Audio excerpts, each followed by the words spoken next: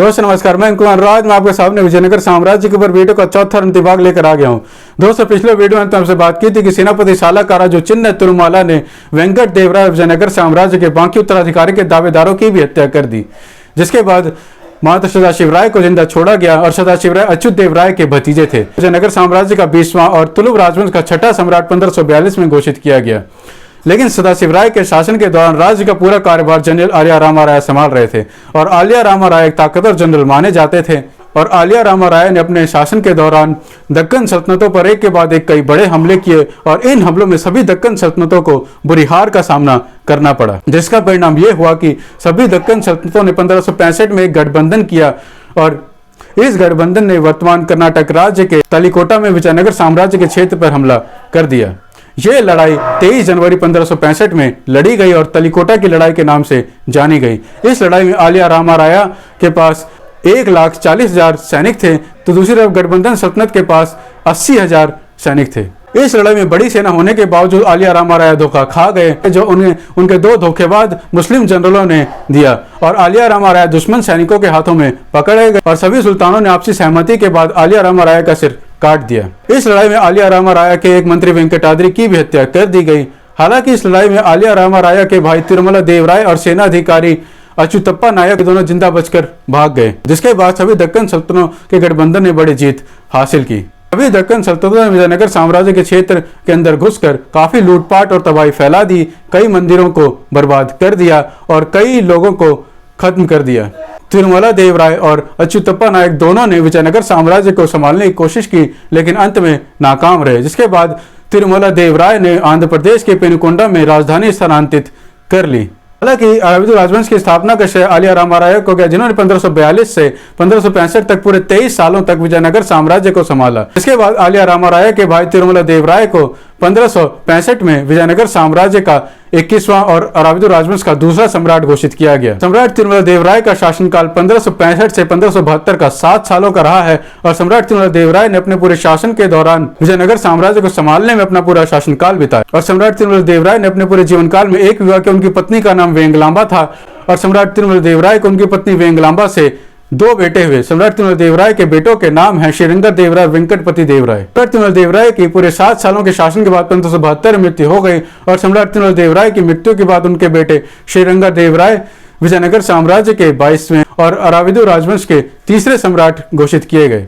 सम्राट श्रीरंगा देव राय का शासनकाल 1572 से 1586 का 14 सालों का रहा है और सम्राट श्रीरंगा देव राय ने अपने पूरे शासन के दौरान कई युद्ध लड़े। सम्राट श्रीरंगा देव राय के शासन के दौरान 1576 में आंध्र प्रदेश के पेनुकोंडा किले पर विजयनगर साम्राज्य की राजधानी पर बीजापुर के सुल्तान अली आदिल शाह ने हमला कर दिया।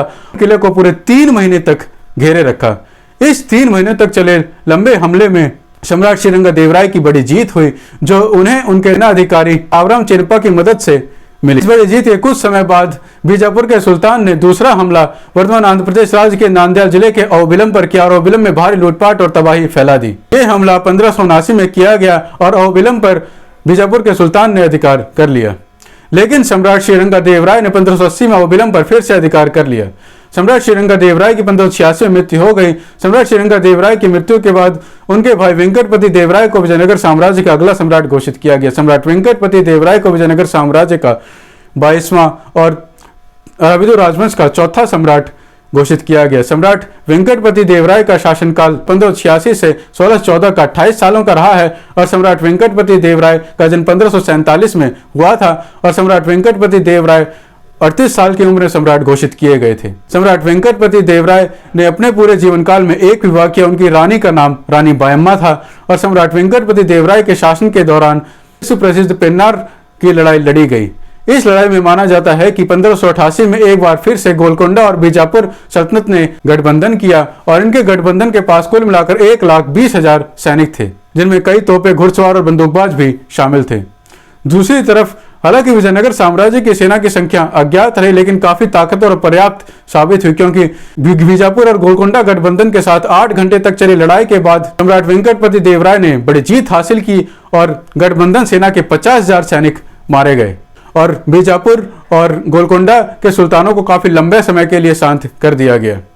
सम्राट वेंकटपति देवराय के शासन के दौरान तमिलनाडु के वेल्लोर जिले के गिंगी के नायक ने विजयनगर साम्राज्य के खिलाफ विद्रोह कर दिया था, लेकिन सम्राट वेंकटपति देवराय ने गिंगी के नायक को गिंगी किले में ही कैद कर दिया। तंजावुर के नायक ने सम्राट वेंकटपति देवराय के सामने गिंगी के नायक को छोड़ने का अनुरोध किया, लेकिन गिंगी के नायक को मात्र इस शर्त पर छोड़ा गया कि जब जरूरत पड़े तब गिंगी के नायक को विजयनगर साम्राज्य की मदद करनी पड़ेगी। 1601 में सम्राट वेंकटपति देवराय ने नंदेल की लड़ाई भी लड़ी। यह लड़ाई तब लड़ी गई जब नंदेल के राजा कृष्णमराजु ने सम्राट वेंकटपति देवराय के खिलाफ विद्रोह कर दिया, जिसके बाद सम्राट वेंकटपति देवराय ने मंत्री मतला अनंत के नेतृत्व में बड़ी सेना की टुकड़ी नंदेल भेजी और मंत्री मतला अनंत राजा कृष्णमराजु के विद्रोह को कुचलने में कामयाब रहे। जिसके बाद सम्राट वेंकटपति देवराय के शासन के दौरान विजयनगर साम्राज्य के कई और राज्यों में विद्रोह भड़क उठे। सम्राट वेंकटपति देवराय ने इससे बड़ी सेना की टुकड़ी मंत्री मतला अनंत के नेतृत्व में सभी विद्रोहियों के विद्रोह को कुचलने के लिए भेजी और मंत्री मतला अनंत सभी विद्रोहियों के विद्रोह कुचलने में कामयाब रहे और मंत्री मतला अनंत ने कई विद्रोही प्रमुखों को मार डाला, जिसके बाद विजयनगर साम्राज्य के गिरने की सारी अफवाहों को खत्म कर दिया गया। सम्राट वेंकटपति देवराय ने 1592 में राजधानी को वर्तमान आंध्र प्रदेश राज्य के पेनुकोंडा जिले से वर्तमान आंध्र प्रदेश के तिरुपति जिले के चंद्रगिरी में स्थानांतरित कर लिया। सम्राट वेंकटपति देवराय विजयनगर साम्राज्य के सबसे लंबे समय तक शासन करने वाले सम्राट रहे और सम्राट वेंकटपति देवराय को उनके जीवन के कीर्तिमानों के कारण महाराधिराज, महाराय और वीरा जैसे महान नामों से प्रसिद्ध किया गया है। सम्राट वेंकटपति देवराय ने 1692 से 1604 तक राजधानी को चंद्रगिरी में स्थानांतरित रखा, लेकिन सम्राट वेंकटपति देवराय ने 1604 में राजधानी को वर्तमान आंध्र प्रदेश के चंद्रगिरी से वर्तमान तमिलनाडु राज्य के वेल्लोर जिले के वेल्लोर किले में स्थानांतरित कर लिया। सम्राट वेंकटपति देवराय ने अपने पूरे शासनकाल के दौरान न्याय व्यवस्था पर ज्यादा से ज्यादा ध्यान दिया और राज्य को संभालने के लिए सख्त नियम कानून बनाए।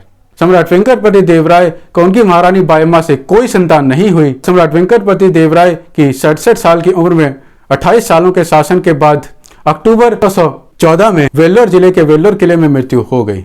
और सम्राट वेंकटपति देवराय की मृत्यु के बाद अच्युत देवराय के एक वंशज श्रीरंगाचीकर राय को विजयनगर साम्राज्य का 24वां और राविदुर राजवंश का 5वां सम्राट घोषित किया गया, लेकिन श्रीरंगाचीकर राय एक साल भी शासन नहीं कर पाए और इन्हें विजयनगर साम्राज्य के 2 सेना कमांडरों ने वेल्लोर किले में कैद कर दिया। श्रीरंगाचीकर राय का एक बेटा भी हुआ जिसका नाम रामदेव राय रखा गया और 3 सालों के संघर्ष के बाद, जिसमें टोपुर की लड़ाई भी शामिल थे, जीतने के बाद रामदेव राय को विजयनगर साम्राज्य का 25वां और राविदुर राजवंश का 6ठा सम्राट घोषित किया गया। टोपुर की लड़ाई में रामदेव राय का साथ तंजावुर के नायक और विजयनगर साम्राज्य की आधी ज्यादा सेना दे रही थी और रामदेव राय का साथ इस लड़ाई में याचमा नायकाडू और रघुनाथ नायक रामदेव राय का समर्थन कर रहे थे। दूसरी तरफ गिंगी के नायक, तंजावुर के नायक, तिरुनेलवेली के पांड्या, त्रावणकोर और पुर्तगाली सेनाएं थी और इनकी सेना का नेतृत्व गोपुरी जग्गा राया, चेंगा राया और मदुरै के मुथु वीरप्पा नायक कर रहे थे। गोपुरी जग्गा राया ने 1614 में खुद को विजयनगर साम्राज्य का सम्राट घोषित किया और गोपुरी जग्गा राया के साथ विजयनगर साम्राज्य की 1/3 सेना का समर्थन था।